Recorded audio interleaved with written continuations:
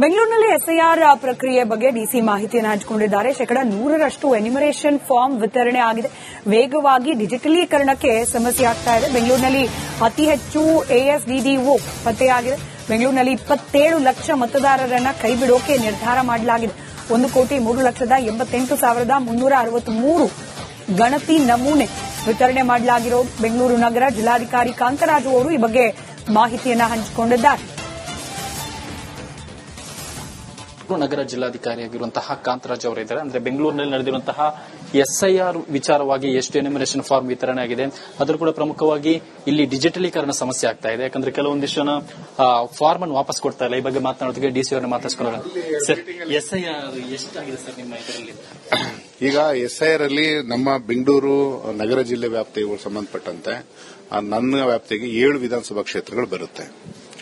7 ವಿಧಾನಸಭಾ ಕ್ಷೇತ್ರಗಳಲ್ಲಿ ನಾವು 100% ಡಿಸ್ಟ್ರಿಬ್ಯೂಷನ್ ಆಗಿದೆ. 100% ಡಿಸ್ಟ್ರಿಬ್ಯೂಷನ್ ಆಗಿದೆ.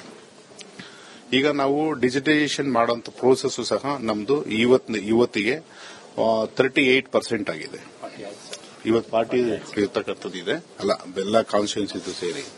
ಸೊ ಈ ಒಂದು ಪಾಯಿಂಟ್ ಮೇಲೆ ನಮ್ದು ಡಿಜಿಟೈಸೇಷನ್ಸ್ ಇನ್ಯುಮರೇಷನ್ ಫಾರ್ಮ್ಸ್ ಏನು ಹೌಸ್ ಹೋಲ್ಡ್ಸ್ ಕೊಟ್ಟಿದ್ದೇವೆ ಥ್ರೂ ಎಲೆಕ್ಟ್ರೋಲ್ಸ್ಗೆ, ಅದನ್ನು ನಾವು ಕಲೆಕ್ಟ್ ಮಾಡಿಕೊಂಡು ಅದಕ್ಕೆ ಸಂಬಂಧಪಟ್ಟಂತ ಡಿಜಿಟೈಸೇಷನ್ ಮಾಡುವಂತ ಪ್ರೋಸೆಸ್ ಕಂಟಿನ್ಯೂಷನ್ ನಡೀತಾ ಇದೆ.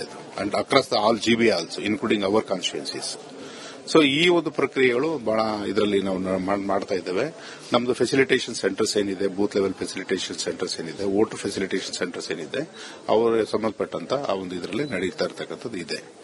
ಈ ಒಂದು ಪ್ರಕ್ರಿಯೆ ನಾವು ಬಹಳ ಇದರಲ್ಲಿ ಮಾಡಬೇಕು ಅನ್ನೋದು ಒಂದು ವಿಚಾರ, ಚುನಾವಣಾ ಆಯೋಗದ ನಿರ್ದೇಶನ ಇರತಕ್ಕಂಥ ವಿಚಾರ ಇದೆ.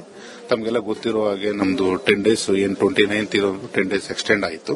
ಅದಕ್ಕೆ ಸಂಬಂಧಪಟ್ಟಂತೆ ನಾವು ಎನ್ಯುಮರೇಷನ್ ಫಾರ್ಮ್ಸ್ ಅನ್ನೆಲ್ಲ ಕಲೆಕ್ಟ್ ಮಾಡಿಕೊಂಡು ಆ ಡಿಜಿಟೈಸೇಷನ್ ಪ್ರೋಸೆಸ್ ಇನ್ಕ್ಲೂಡಿಂಗ್ ಎಎಸ್ಟಿ ಅದೆಲ್ಲ ಇದ್ದು ಪ್ರೋಸೆಸ್ ಮಾಡ್ತಾ ಇದ್ದೇವೆ. ಎಎಸ್ಡಿಡಿ ಆಬ್ಸೆಂಟ್ ಅನ್ಟ್ರೇಸ್ಡ್ ವೋಟ್. ಸೊ ಎಎಸ್ಟಿನಲ್ಲಿ ಆಬ್ಸೆಂಟೀಸ್ ಇರಬಹುದು, ಶಿಫ್ಟೆಡ್ ಇರಬಹುದು, ಡೆತ್ ಇರಬಹುದು, ಮತ್ತೆ ರೆಫ್ಯೂಸ್ಡ್ ವೋಟರ್ಸ್ ಇರಬಹುದು. ಈ 4 ಕ್ಯಾಟಗರಿಗಳು ಏನಿರುತ್ತೆ, ಹೈಯೆಸ್ಟ್ ವೋಟು ಅಂತಂತಂದ್ರೆ ನಮ್ಮಲ್ಲಿ ಬೇರೆ ಬೇರೆ ಕಾನ್ಸ್ಟಿಟ್ಯೂನ್ಸಿ, ಒಂದು ನಮ್ಮ ಕಾನ್ಸ್ಟಿಟ್ಯೂನ್ಸಿಗಳು ವ್ಯಾಪ್ತಿ ಯಾವ ತರ ಸ್ಟ್ರಕ್ಚರ್ಸ್ ಇರುತ್ತೆ ಅಂದ್ರೆ ಲೇಬರ್ ಓರಿಯೆಂಟೆಡ್ ಪಾಪ ಇದಿರ್ತಾರೆ, ಸೀಸನಲ್ ಆಗಿ ಬರ್ತಾರೆ, ಸೀಸನಲ್ ಆಗಿ ಹೋಗ್ತಕ್ಕಂಥದ್ದು ಈ ತರ ಇರುತ್ತೆ. ನಾವು ಎನ್ಯುಮರೇಷನ್ ಫಾರ್ಮ್ಸ್ ಅನ್ನ 1 to 3 times 4 times ಹೋಗಿ ಅಲ್ಲಿ ವೆರಿಫೈ ಮಾಡಿ ಅದು ಇಲ್ಲ ಅಂತಂದಾಗ ನಾವು ಶಿಫ್ಟೆಡ್ ಅಂತ ಆಗುತ್ತೆ. ಅದು ಶಿಫ್ಟೆಡ್ ಈಗ ನಾವು ಇಲ್ಲಿ ರೀಚ್ ಆಗಿರ್ತಕ್ಕಂಥದ್ದು ಇಲ್ಲಿವರೆಗೂ ನಾವು 20% ಆಗಿದ್ದೇವೆ. ಇನ್ನು ನಾವು ಒಂದು ಮಾಜರನ್ನು ಮಾಡಬೇಕು.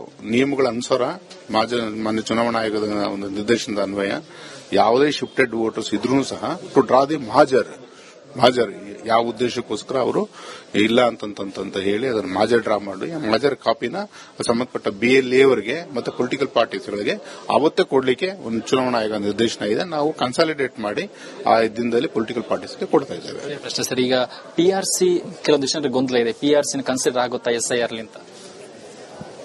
PRC ಇದು ಗೊಂದಲದ ಏನು ವಿಚಾರಗಳೇನಿಲ್ಲ, ಅದು ಬಹಳ ಸ್ಪಷ್ಟವಾಗಿ ಇದೆ, ಗೈಡ್ಲೈನ್ಸ್ ಇದೆ, ನಿಯಮಗಳಿದೆ. ಅದರ ಪ್ರಕಾರ ನಾವು ಖಂಡಿತ ಮಾಡ್ತೇವೆ. ವರ್ಷದ ಡಾಕ್ಯುಮೆಂಟ್ಸ್ ಅಂದ್ರೆ ಈಗ ಇದೆಲ್ಲ 2002 ಪೇಜ್ ಇದೆ. ಅದಾದ್ರೆ 10 ವರ್ಷ ಅಂದ್ರೆ ಈ 10 ವರ್ಷ ಯಾವ್ದಾದ್ರು 2002 ಡಾಕ್ಯುಮೆಂಟ್ ವೆರಿಫೈ ಮಾಡ್ತೀರಾ PRC ಟೈಮ್ ನಲ್ಲಿ? ಈಗ ಮಾನ್ಯ ಚುನಾವಣಾ ಆಯೋಗ ಈಗಾಗಲೇ ಸ್ಟೇಟ್ ನಮ್ಮ ಇದರಲ್ಲಿ ಸಂಬಂಧಪಟ್ಟಂತೆ ರಾಜ್ಯ ಚುನಾವಣಾ ಆಯೋಗ ನಮ್ಮ ಇದರಲ್ಲಿ CO ಸರ್ ಅವರು ಬಹಳ ಸ್ಪಷ್ಟವಾಗಿ ಹೇಳಿದ್ದಾರೆ. ನೆನ್ನೆ ಎಲ್ಲ ಆಲ್ ಮೀಡಿಯಾನಲ್ಲೆಲ್ಲ ಬಂದಿದೆ.